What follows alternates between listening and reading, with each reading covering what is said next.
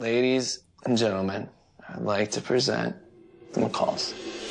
Devil's Due was directed by Radio Silence, and they are some of the creative minds behind the cult classic VHS. The film stars Alison Miller and Zach Gilford, and this is a supernatural horror film. The story is about a newlywed couple who, after their mysterious lost night on their honeymoon, have an earlier than planned pregnancy.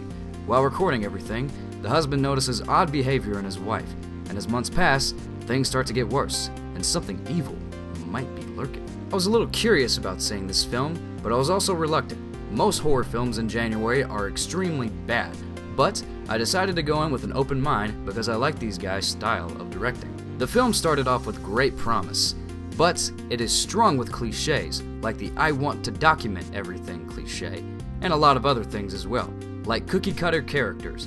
These characters seem like they were just plainly acting the whole time. But the biggest problem with the film is jump scares. Jump scares, I believe, are a cop-out just to sell cheap tricks.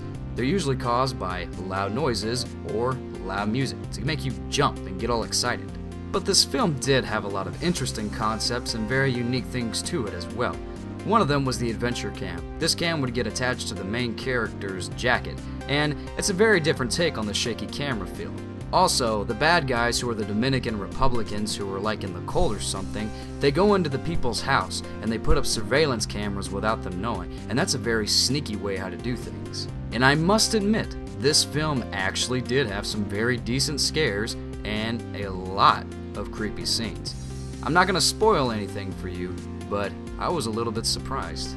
And I was starting to get excited and very into this film. I was actually surprised of how good it was getting. And then we got to the ending, and I have to say, it was very predictable and very bad. I was so disappointed with it that I just completely forgot about it. And that's what's sad about films like these. They can be so good, but they just cannot have the payoff.